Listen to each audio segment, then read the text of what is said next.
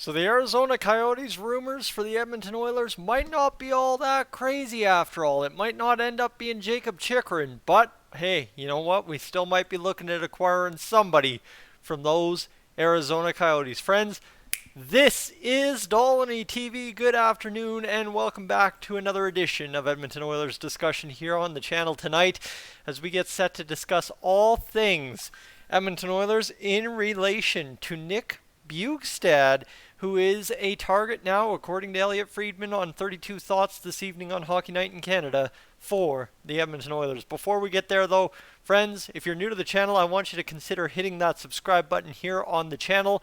Of course, I've almost hit 10,400 of us crazy Oilers fans celebrating our fandom together here on Dolynny TV. I'd love to have you aboard if you'd be so kind.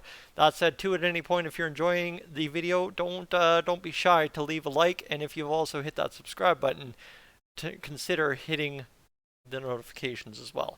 All right, housekeeping notes aside, Nick Bjugstad, what are we talking about? Well, last I heard of Nick Bjugstad, he had just signed in Arizona. But now he is all of a sudden doing some things like potentially having 11 goals. Yeah, potentially having 11 goals this season with the Arizona Coyotes for a team that desperately needs goal scoring, obviously. So let's see. How do you spell Bjugstad? How do you spell Bjugstad? I don't know. Let's just see. Bjugstad, Nick Bjugstad. There we go. J before the U, Tyson. J before the U. He's a centerman that shoots right from Minneapolis, actually. 30 years old for the Arizona Coyotes. He's had 21 points in 49 games played. So his best season, this is the crazy part here you need to know, his best season since 18-19, all the way back with Florida and Pittsburgh back in that season. So a long time for Nick Bjugstad since he was once doing this kind of thing. But hey, we'll take it all the way as he has yet to play a full season in the NHL, realistically speaking, over the past several years. So now all of a sudden with the Arizona Coyotes, things coming together for him this year, operating at a 46.6% face-off percentage, a guy who over his career averages about 48.9% in the face-off dot.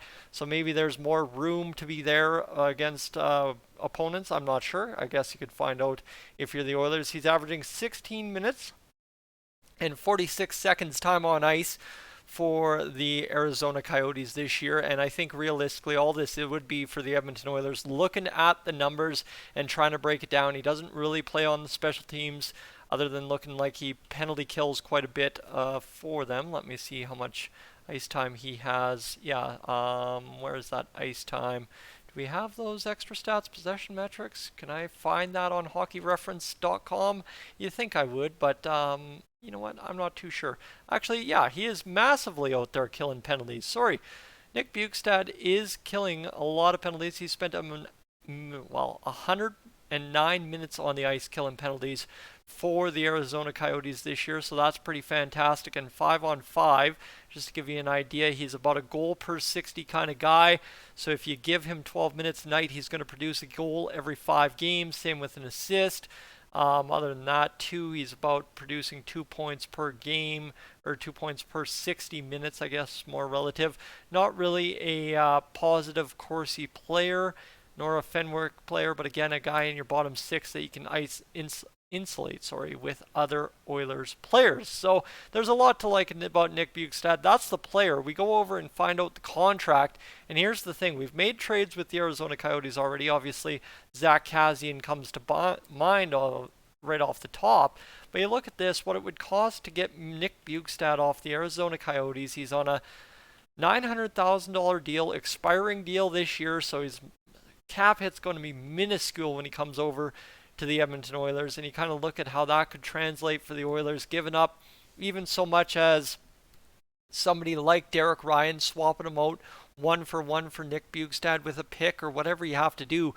This is actually one of the things I think similar to what everybody thinks about Sam Lafferty and what Patrick over at the Oilers Fanatic is now starting to really get on the hype train about for Nico Mikkola of the St. Louis Blues. This is one of those low cost, kind of fits in perfect acquisitions that I think we would have hoped that Derek Brassard was going to be last year, but kind of Nick Bjugstad a plus plus player, and if you can give up a fourth round pick, a fifth round pick, fourth round pick, somewhere in there, for with Derek Ryan to get Nick Bjugstad, obviously because I know you need to give up salary to make it happen too. So for the Oilers, why not try and make that happen?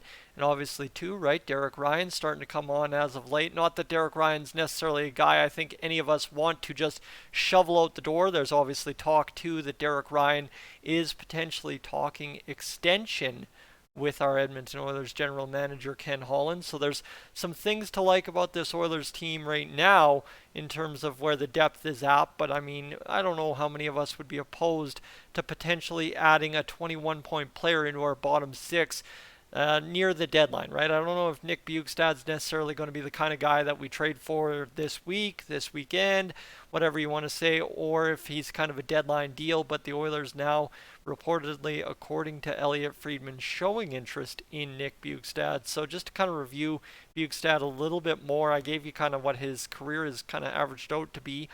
Coming off a $4.1 million contract at one point in his career, but you look at it here in 17-18, he was a 49-point player. That was tops in his NHL career. Back in 13-14, his first full year, 38 points. Next year with Florida, 34 points. And he's a guy who, right, doesn't show up necessarily in the playoffs, but doesn't disappear either. Averages about .33 points per game, so that's not too bad at all for Edmonton Oilers fans looking to get something out of Nick Bjugstad, who could potentially be a very valuable member of a playoff team if you wanted him to be. Obviously, this is still subject to Ken Holland having to go out there and make a decision on calling up the Arizona general manager and saying, hey, look, let's make a trade.